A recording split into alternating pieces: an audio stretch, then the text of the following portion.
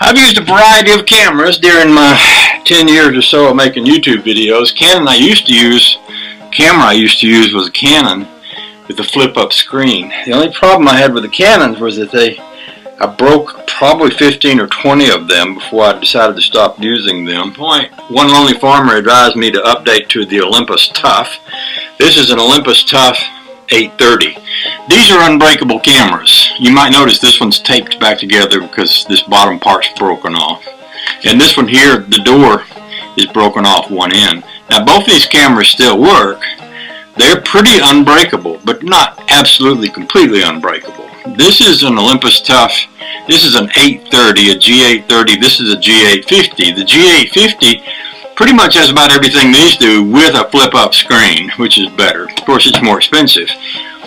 I use used cameras because I break them a lot. I can get these here for roughly about $100 a piece. This one more like about $150, and that's used. And then we go to the GoPro, which I've used some. And then we go to the newer GoPros, which I've used some. But recently I tried and went to this. This is a DJI OSMO 2, and basically it's a gimbal. And the way it works is you take your cell phone, you put your cell phone in here. You have to take the camera case off first, which I'm not going to do just for the demonstration.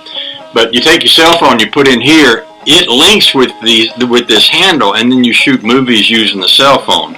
When I turn this on, you'll notice this little part up here kind of snapping to life. This is the part that holds the camera. Of course, it's not really doing it right now because it's all off balance because there's no camera in there. But what this does is this gives you a smooth, easy, controlled shot that takes out the vibrations and the things of that nature.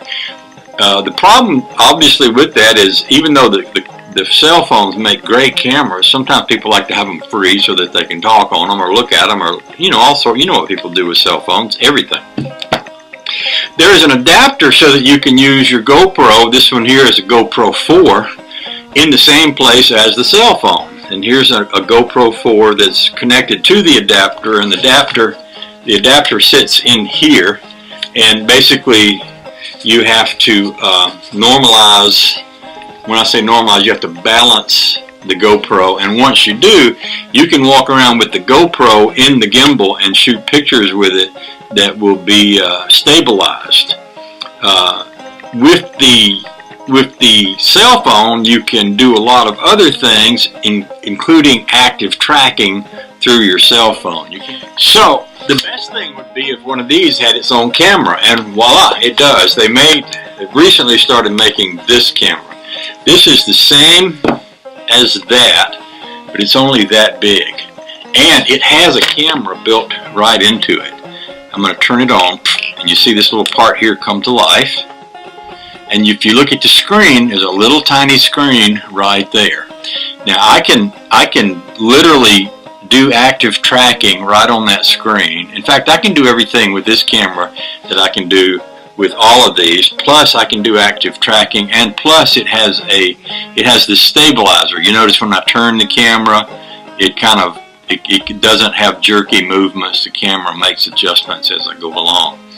This is my brand newest and most expensive camera, and it's the one that I'm looking forward to using the most. However, it's not unbreakable like these, and if you notice how I've managed to break these even though they're unbreakable, you can just imagine what a mess I could make of a camera like this one.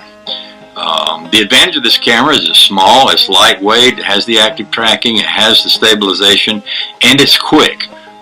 In other words, if I want to use this one, then I've got to get my cell phone out, I've got to attach my cell phone, I have to balance my cell phone, I have to pull up the program in my cell phone, and I have to link the cell phone with this, and then I can shoot with it, but then I'm carrying something around that is this big, including and plus the size of the cell phone itself, which is an awful lot. Whereas with this camera, all I have to do, first I'm gonna turn it off. So let's say I'm walking around and see something I want to shoot. Basically all I have to do is push this button, it comes to life, point this at whatever I want to shoot, push this button, and we're making videos. And if I want to use active tracking, I just take get this thing to look at whatever I want to put active tracking on and hit that little button right there. And now we are active tracking that box of candy over there. And it's just as simple as that. And I can also use it without the active tracking and just swing it around and look at whatever I want to look at. So, I kind of made this video for Josh. We've been talking about all these, and he's actually the one that recommended this camera. And he made a statement the other day that I could use this one without a camera, but actually I think he was confusing this one with this one. And this is the one that has its own built-in camera. And it's the one that I'm going to be using for a lot of videos up and coming. Probably not a lot of garage videos, because out in the garage is one of the better places that I know of to damage cameras, and I probably won't take it out there when I'm grinding, welding, hammering, and etc. But for, you know, going out, walking down to the lake, going out on the water, shooting anything that's out in nature, even shooting a banjo video in the house, I think it would be ideal. So there's all that. I don't know, I doubt if it was helpful for anyone, but it might give some of you, occasionally you ask me what I'm using for a camera. One thing I did think about for Josh is that if Josh had one of these and one of these, he's got that new GoPro. He could put the new GoPro on this and put it in here and shoot videos with his new, with this, which would give him mechanical stabilization plus the GoPro wide angle lens plus the GoPro's electronic stabilization. I bet he could get some really good videos that way. So there's all that. One more quick thing I didn't mention and probably should. It's actually one more advantage of the new Pocket Osmo over the gimbal. On the gimbal, you can record video, and the video can be stored in the DJI program in your cell phone. In order to get it into your computer, you have to transfer it from the program to your cell phone's internal picture library, and then from that to your computer. On this one actually has a micro card that go up to 126 horsepower or whatever that is. It's a big one.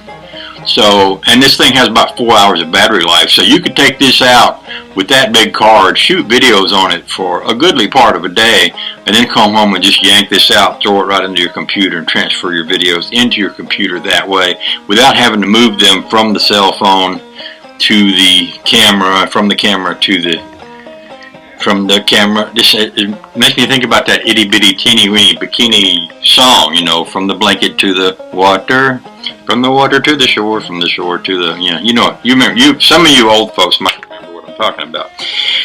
Alright, so because I do believe this is a fairly, well, because I don't want to mess this camera up, I do tend to keep it in its little case here, so I'll stick it back in there, and then I'll go throw this up for Josh, and y'all have a nice day.